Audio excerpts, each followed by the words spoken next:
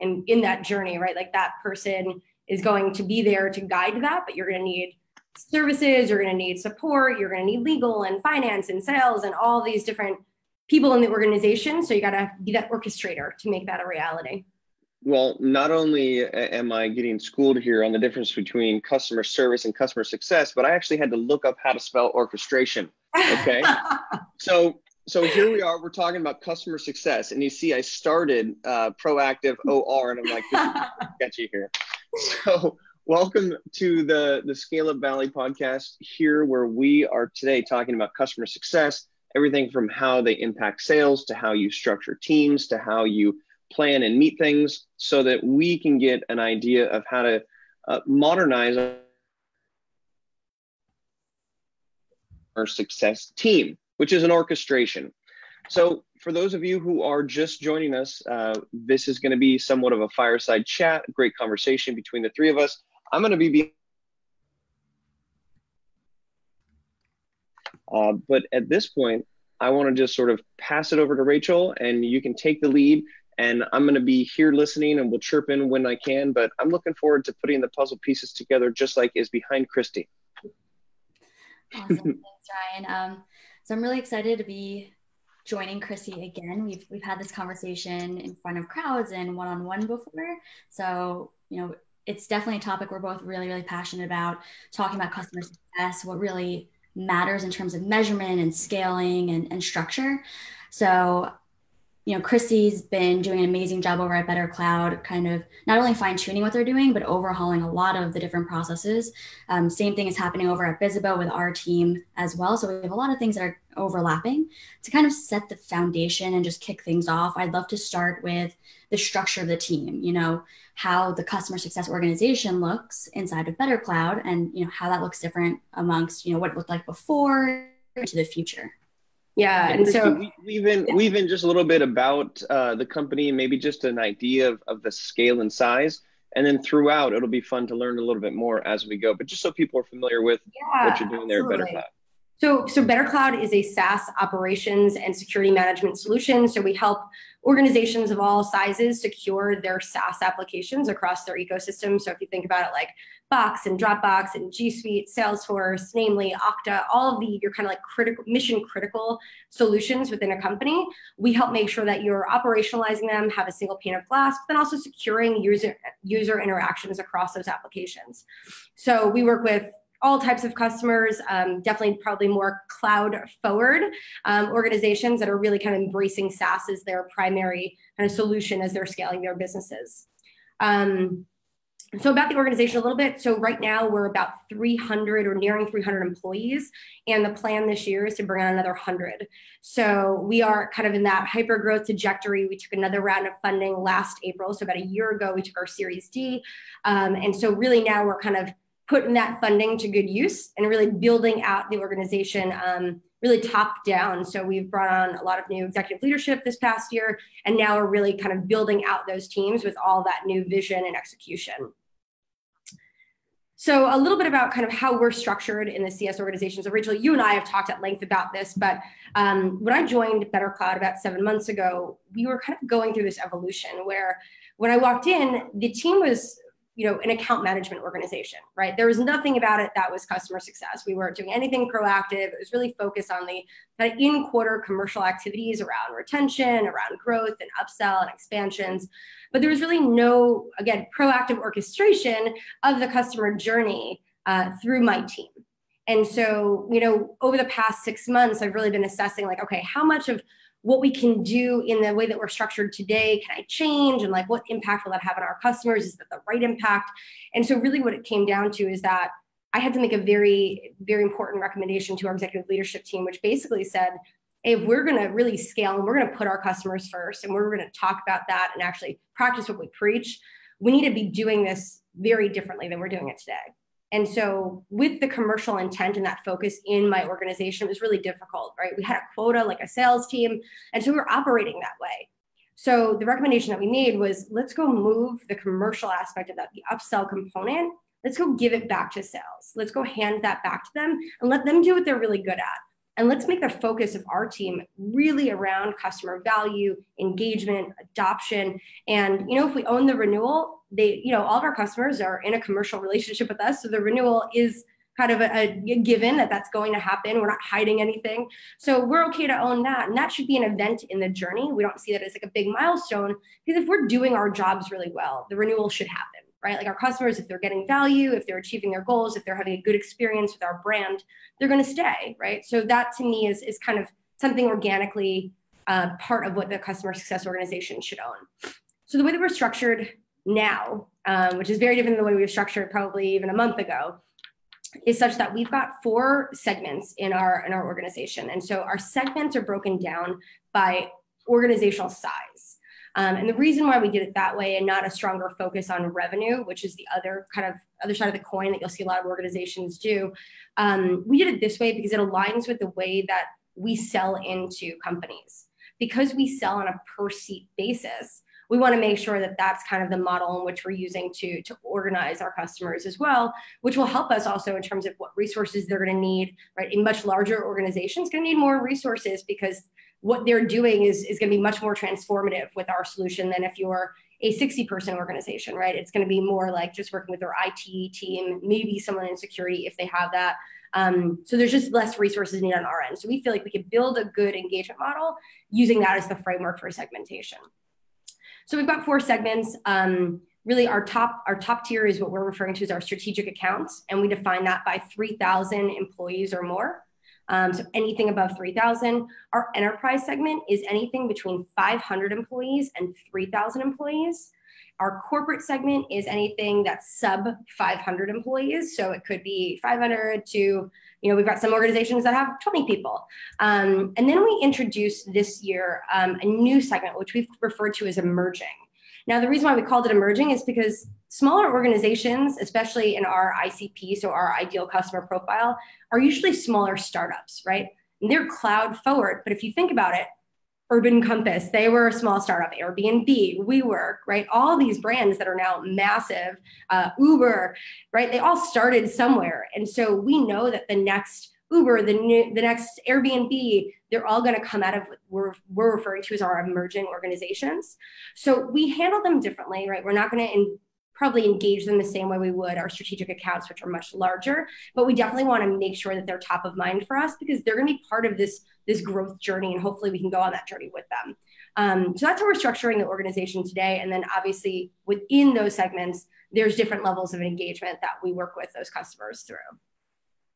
I think you touch on so many really important points that are really high topics for a lot of organizations that are scaling right now. So the first thing that you mentioned was the change from, an account management focused system to aligning with customer success and that outcomes driven motivation. And even from our conversation when we were starting just a few minutes ago, what's the difference between customer service and customer success and account management? And I think highlighting a little bit of that, maybe just a minute or two about what those differences are, will shed a lot of understanding into why you're changing those things. Yeah. So for account management, the real focus there was the commercial aspect of the partnership, right? Like they weren't focused on the education around the solution, right? What our platform can provide and ensuring that our customers were really adopting that. The account management focus was around understanding why that organization purchased and ensuring that they're going to continue to purchase, right? That we've met at least some of those initial product needs and that we're delivering that. But there was no real focus around, okay, well, the product does what you need it to do, but is the outcome of that really solving your business need or helping you achieve that goal? And so that's for us the difference is the account management aspect was like, does the product solve what it is you need to solve for? Customer success was ensuring that you were using it to achieve that goal. So that's a little bit of that difference, right? And then obviously from account management standpoint, they were really focused on the commercials. So it was, okay, for the customers that are up for renewal, making sure that they renewed. For customers that have grown, right? Are we expanding them? And so are they growing through that means? Or if there is an opportunity for them to take advantage of another SKU that we offer and kind of moving up that. And so it would be really upsell focused. So again, we didn't have anybody focus on the outcomes for the customer. Like again, going beyond, does the product do what you need it to do, but actually using the product to do what you needed to do. So that would be the difference for us in terms of how we're viewing customer success. Now, one thing that really was like awesome for me when I came to BetterCloud, and something that I struggled with at other companies I had been with previously, we have an amazing technical support team. I mean, like world-class, award-winning, like everyone, every single customer, they rant and rave about how amazing our technical support team is. And so one, I was thrilled that was the case, because it means our customers are getting their needs met. We've got a good SLA, that they're being very responsive. We're very solutions oriented. But on the other side, I was like, well, hey, why doesn't customer success have the same reputation? Like, what's going on? So I was a little jealous of the reputation that our support team had, but support team really kind of, they grew out of a need, right? Like when we, as a solution, BetterCloud as a technology started, we were a point solution, right? Like we were this technology or this tool that did this one single thing. It solved this one pain point. And at that point, you didn't need an organization supporting a journey. You needed somebody who made sure that like the product did what it needed to do. If there was a bug, you had somebody who could raise that too. And so through that need grew our technical support team. And so they became the foundation of what became known as like the support function, right? And that's what our customers kind of thought they were getting. And so customer success became a sales role in the mind of our customers, and technical support became what customer success should have been to some extent, right? In the sense that like we were helping them with the product and that they understood how to use it and maximizing the value. So we had some like gray area here, right? Like what did account management need to be doing? And like, what's the role they play? And what does technical support do? What's their role? Then where does customer success need to live? Because it clearly didn't exist. So really clearly defining internally first for us as an organization, where are kind of the rules of the road, right? Like what is the objective of each function, and being very clear and prescriptive around that. And so really what came out is we built an account team, an account management team. And we said, okay, some of our customers need dedicated focused account managers. And some of them will get that in addition to a customer success manager and in addition to technical support resources.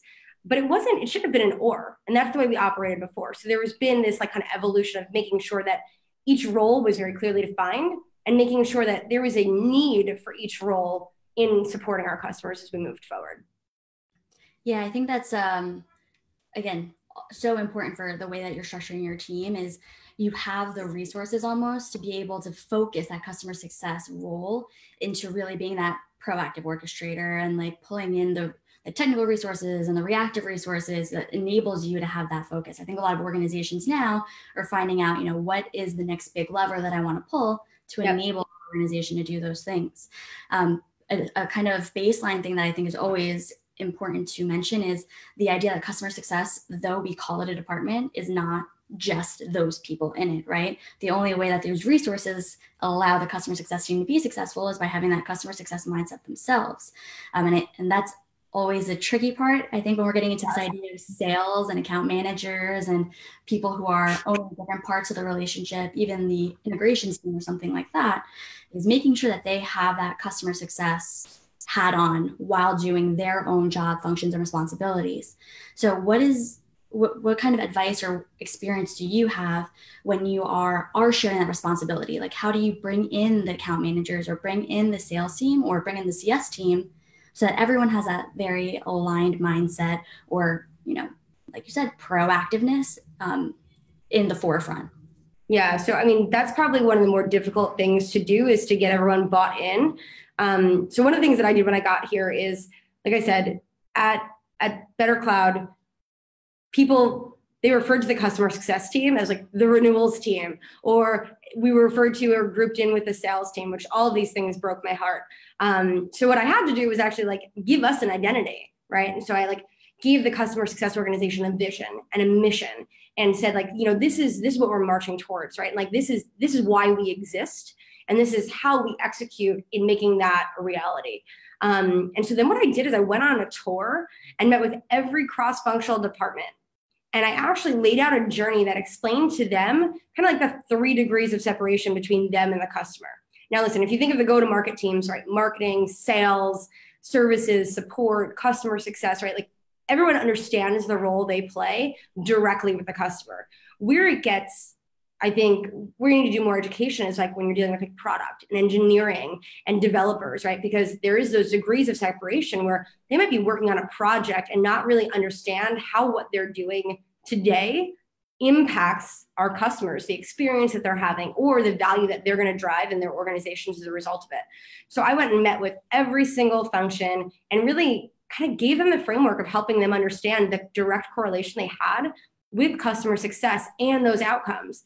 And honestly, it was like an aha moment for a lot of them where they were like, didn't realize the impact that they made. And once you connect those dots and you put the onus on them, and I did this with a lot of empathy, right? Like, the customer's success it's not my job. It's not my team's job, right? It's BetterCloud's job to ensure that our customers are wildly successful with our product. But not only that, they have a seamless experience and a consistent experience and a good experience with everything that touches them along the way. And that's finance, right? Like that's our invoicing process. What does that look like? It's legal, right? Do we have good, clear MSAs and DPAs that customers can execute on? Do we have a good, kind of way that we work with procurement? What is our sales engagement like? Do we deliver what we say we're going to when we say we're going to do it? Does our product actually do what you told them it's going to do? All these things have like such a direct correlation to all of that with our customers. And so it's just so critical that we make sure that that is a mindset that everyone kind of owns our customers' success and their happiness. Yeah, no, I 100% agree with you. And I think it's great to hear that other departments are being pulled into that conversation. And it's not just, your responsibility, it's everyone's responsibility. Everything's a touch point. You think of any experience that you've had, and it's a culmination of those moments that really add up to that takeaway that you have about that company, that product, or whatever it might be. So when we're talking, let's like dive in specifically to some of these pieces here. We've acknowledged that every department has responsibility. Everyone's now aware, it's very top of mind, and getting them all to work together is a dance within itself, right? So, at Bizzabo, we have all these handoff processes, we have responsibilities, our KPIs are tied to one another.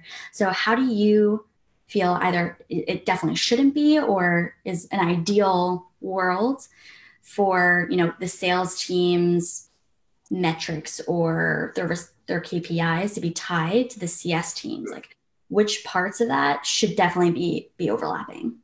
Yeah. So, specifically when we talk about sales, right, like we operate as a partnership, right, internally, and we need to for the success of our customers. There's got to be direct, kind of engagement between the two orgs to function in a way that's going to deliver a good, positive experience for our customers, and a seamless one at that. So with this new model that we're moving towards where sales owns the upsell, what I like about that is that the sales team is no longer kind of like punting customers over to customer success, where it's like, okay, not my problem, right? Like their success is on you now. With the sales team now kind of being part of that account team, right, for the kind of the entire journey of the customer, there's more accountability and there's more onus on them to ensure that we are very closely aligned with what it is the customer is trying to achieve, that we have a good understanding of their business needs, that the customer understands exactly what the product does today. It's okay if we talk about the roadmap, right? But we're selling on what we have today, not on futures. And so because of this new framework, we've definitely got much more alignment between those two functions. And sales knows that in order for them to have an opportunity to grow those customers in the future, they've got to set us up for success. And we know that a customer that grows with us will have a much better kind of LTV, lifetime value over time. And so that's important for us. So if we think about it, like it really is this partnership where like both of our metrics and KPIs as organizations are so heavily reliant on one another. And so I think when you're thinking about how you structure your organization and the metrics that you're holding your teams accountable for, making sure that they don't contradict one another is so key, right? So it's making sure that you've got such alignment that if I'm working towards retention as our goal, we know that customers that renew, great, that's a great KPI for sales because they're also going to have an opportunity to swing at that bat, right? Like they're going to have the opportunity to grow those customers. So they care about customers staying, which is retention for us. And then we care about customers that grow because the customer is growing, they're using more products, so it's better adoption for us. So we try to just make sure that there is alignment there and that none of our KPIs or metrics contradict each other. But, you know, from a CS perspective, we're looking at very specific metrics that are a little bit different than sales, right? For us, we're looking at net retention, which is going to be for us our revenue retention plus our expansions, but not including upsells, which is part of the sales KPI. So when we get to kind of net growth overall, sales plays a part in that, which is one of our business metrics. So it all kind of ties together. You know, we're also looking at things like our churn rate, making sure that we're keeping that really low. And obviously that's something that sales cares about because it's their book of business, right? Their territory. So if we're keeping them and those customers are happy, that's, you know, again, more for them to work with in the future. And then we look at things like our average, you know, rate per user. And so this means, you know, our customers growing with us, which is a sign of a healthy account, which means customer success is doing their job.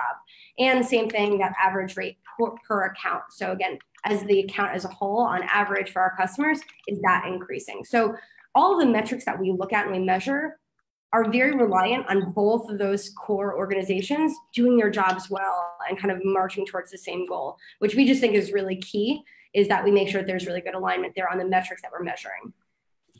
Kristi, real quick, just almost a step back before a step forward, when you were mentioning about the timing of when you first start off, right? If somebody's listening to this and they just do have that one single product that they're selling and it's a smaller organization, where is the tipping point at which you as an organization say, look, we can't just keep selling this, we need to have this sales support? Is it a number? Is it a cultural shift? Where is that moment? Because some people be like, I don't have a customer success team, all we're doing is selling products. So how do you know internally that it's time to make that?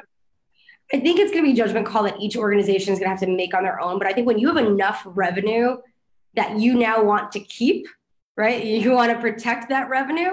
It is hard to get a dollar, right? So at some point you got to make sure that you're keeping that dollar. There will be that number, that value for an organization. Sometimes it's driven by a few good or marquee logos, right? You get those big brands.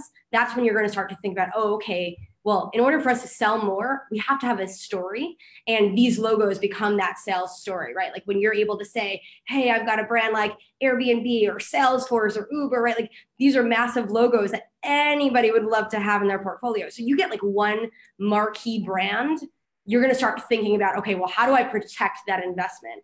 Or you're going to flip it on its head and say, okay, well, there's going to be a dollar amount, right?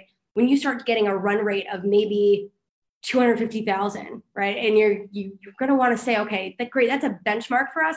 Now we want to invest there. And I think it's getting to a number where you feel it's going to be worth it, right? Because you want to make sure that you're investing in an organization that there's going to be some kind of like your profitability there and you're kind of watching over investment in that. So I think sometimes you can get away with it if your product is not super complex. If you've got a technical support team, you can usually do with that and have the AEs kind of nurturing some of those deals for a while. The more complex your product gets, though, you're also going to want to start to think about customer success, because now you have to make sure that you're paying attention to adoption and usage, right? So I would say there's 3 levers. You're going to look at some big marquee brands. You're going to want to protect those. A dollar amount of revenue that you feel like is now significant enough to staff some resources behind it, or complexity of your product. So those would be my 3 things that I would take a look at as an organization to say, okay, well, are we there on any of those 3 things? That would warrant a customer success function. And then when you get there, you're not going to build out an entire team. You're going to have one person, and that person is going to be a CSM, and they're going to support all your customers until that person raises their hand and says, okay, too much.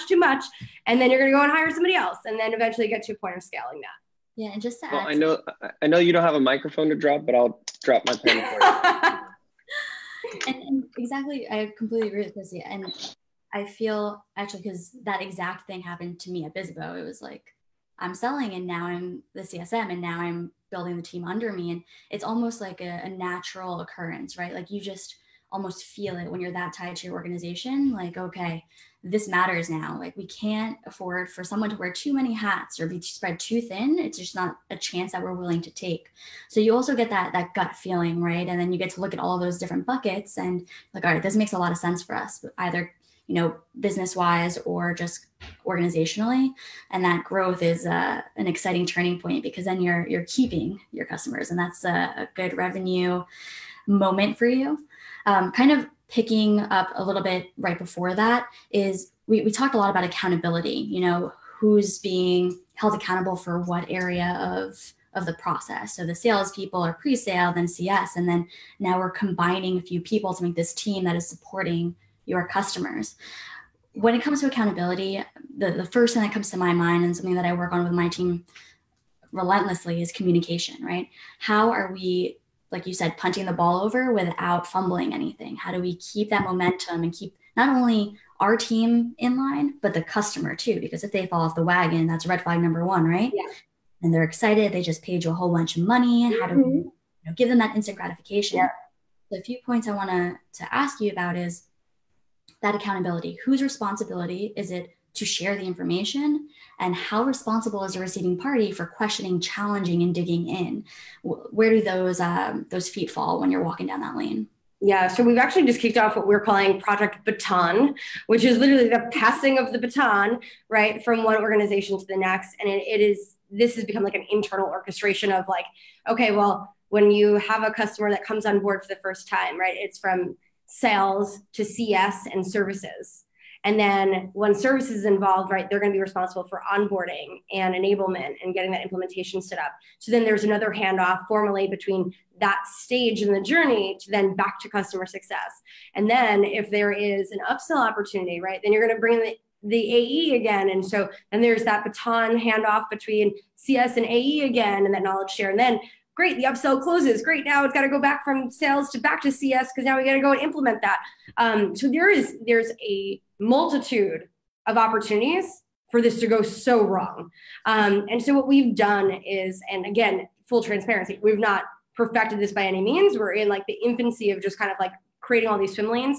We've been very prescriptive in exactly every single stage, what each person's role is, what is exactly what they need to be doing. We make sure that we are improving our internal communication through meetings, through our Salesforce hygiene, and making sure that everything is in our CRM properly, proper documentation, but then also just really like using tools, right? Like we've got Slack, we're big Slack users here. So we've set up really cool like Troop applications where, deal closes, all the notes get populated into Slack, and then the entire account team sees that, and then we have the meeting and the handoff. And so we use all of the things that we have, but at the end of the day, what we've been very clear on is like, again, that mindset shift of like our customer experience and their success, the onus is on all of us.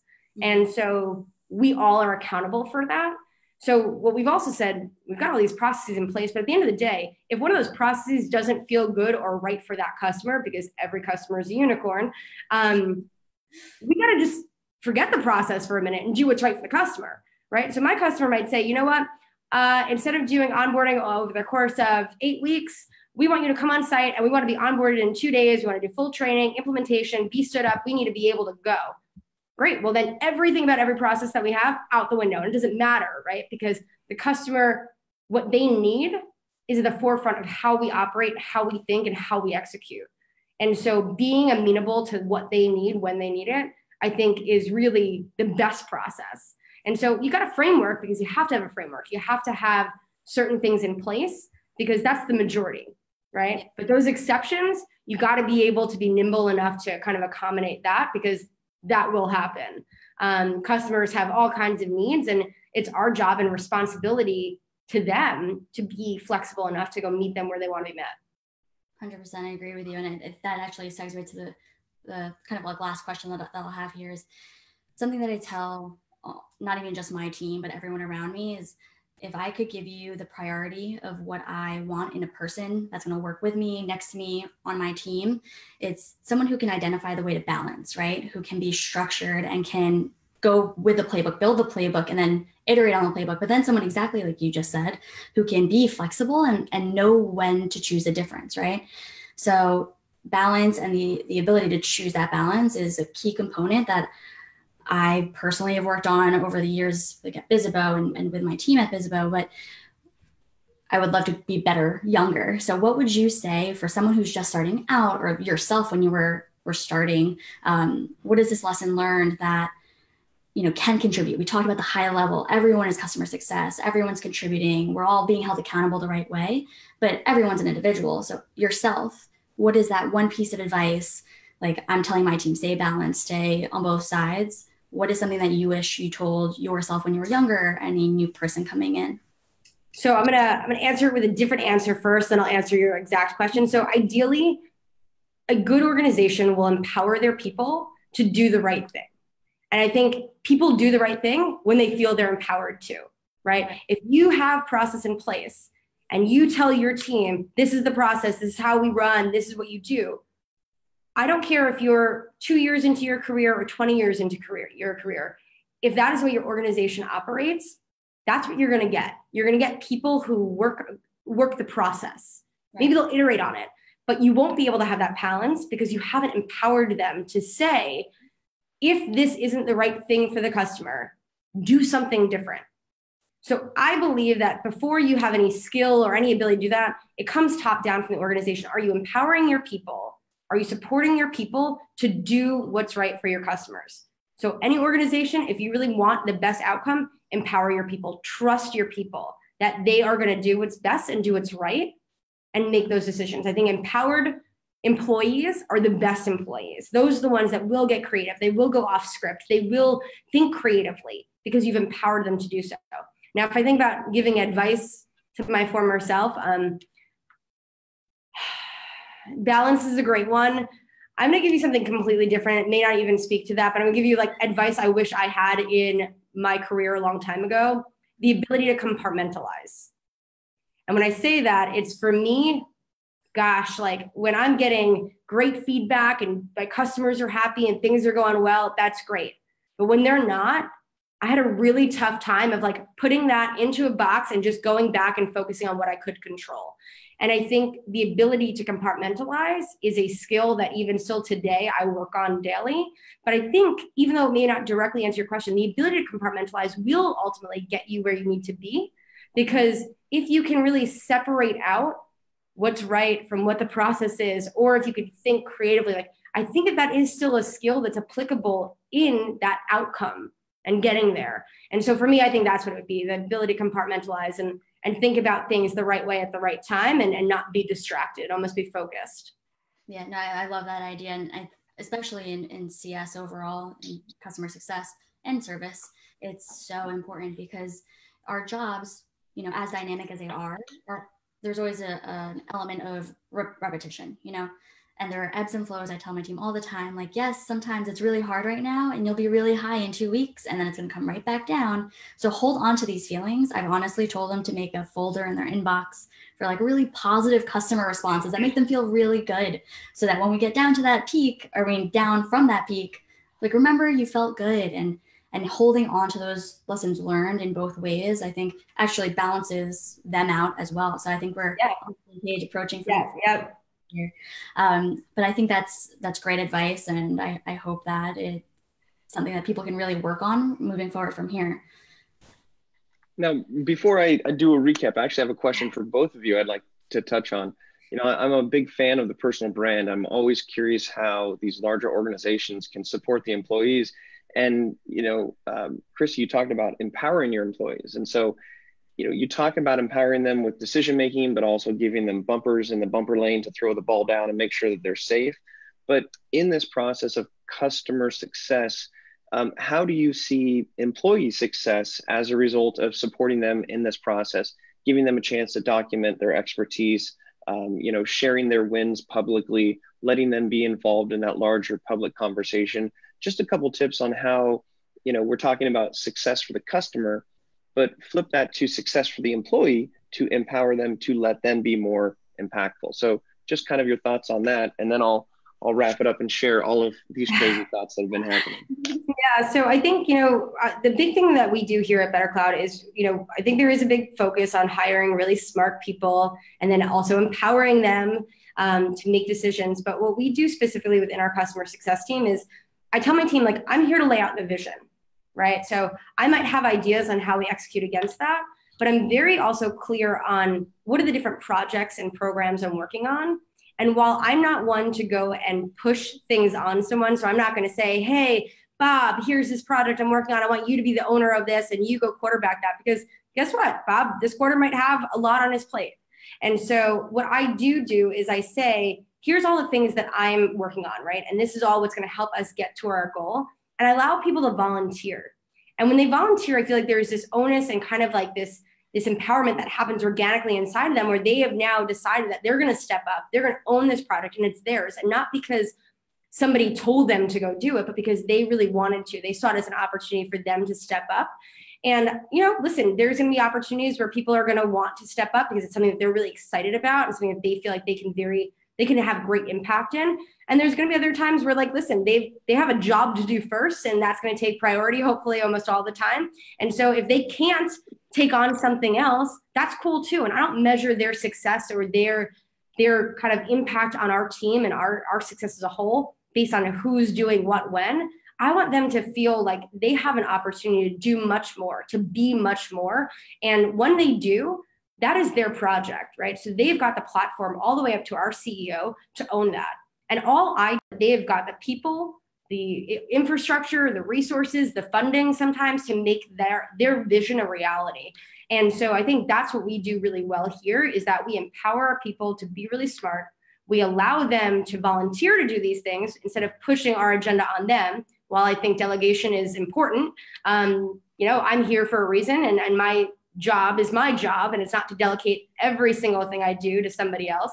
But I think that kind of empowering opportunity for them to step up when they think it's appropriate, when they feel like they can be successful, which is the other thing, right? Like, you want to set them up to be successful. I think that's where they really kind of shine. And I've had numerous people this quarter alone actually get promoted because they always step up. And, you're going to get that too. And I definitely open it up so that everyone has an opportunity to. But I have definitely some people on the team who are just like those stars who, no challenge is too big. And when they say they're going to do something, they do it, they get it done, and it's flawless. And the execution is really it's beautiful.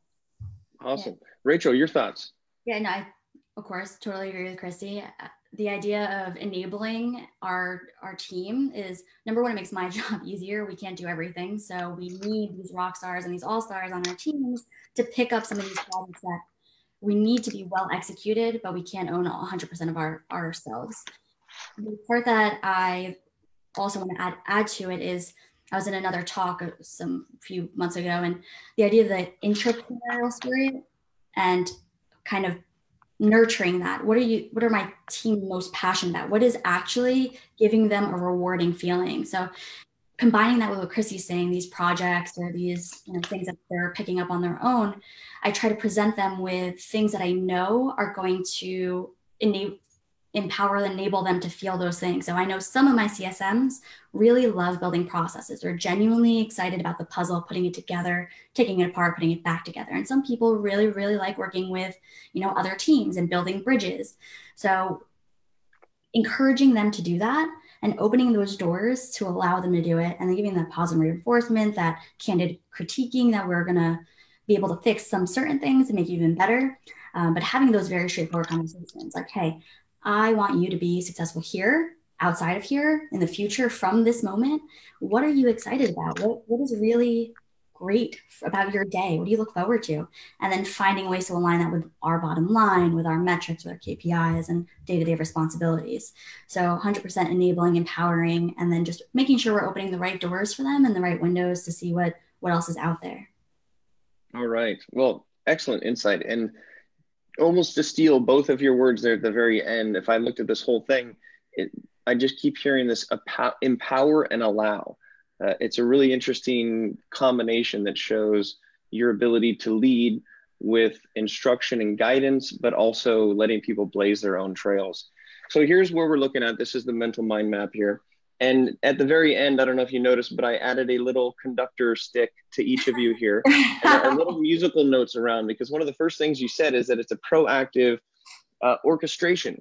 And really, the vision that I have from what you're doing is you are conducting, you are giving the guidance, you are creating the beats, but you're letting people take their own solos, and you're letting people add to the larger customer success.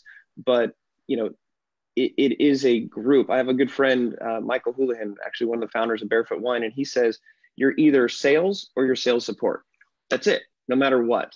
And I really heard that come through. So even though you have the orchestra playing with the customer success team, all of the sales are in the audience. All of the customers are in the audience. So everybody's just in one big room. And I think that, the idea of empowering yet allowing people, and not jumping to customer success, but having it be an organic flow when you're asking yourself these three questions. Do we have the revenue to support it? Do we have these big brands that we need to protect? And at the same time, is this something that makes sense? So I like to say that if it makes sense, it will make dollars. And this is the type of orchestra that into and to build, and you've got this nice, nice instruments, but that investment comes fully rehashed when you get people continuing to show up to the theater. And it is hard to put people into seats. So your sales team puts them into seats, and then it's easier to sell them monthly passes or yearly subscriptions or season tickets and things like that. So what a fun conversation to talk about music, to talk about empowerment, and to talk about guidelines and regulations, all within the same topic. And really, when you're in a big theater, you don't know who you're sitting next to, but you're all there for the same purpose. And that is to help your customers solve problems, but then make sure that you are listening for new problems to help them solve. So I think this has been a fantastic conversation. I will never look at customer service / success, because I just yes and just think customer service. So you have been successful at redefining my look at customer success. Yes. I want to thank you, and I want to encourage everybody to share this podcast, to take little snippets, to take this back to your leadership, to look at these ladies as an example of women who are really empowering and allowing. And at the end of the day, that's what we're trying to do here on the Scale Up Valley podcast, is empower you and then allow you to take these and apply them in your own life. So you can check out more at ScaleUpValley.com. Find these ladies on LinkedIn, connect, and to bring it back full circle, there's a lot of puzzle pieces like we see in the back there, Kristi, but it takes a team to put it together, and sometimes it takes longer, but when that puzzle is done, you're like, this is great. Yep. All right. Well, thank you. I look forward to connecting and seeing you guys offline.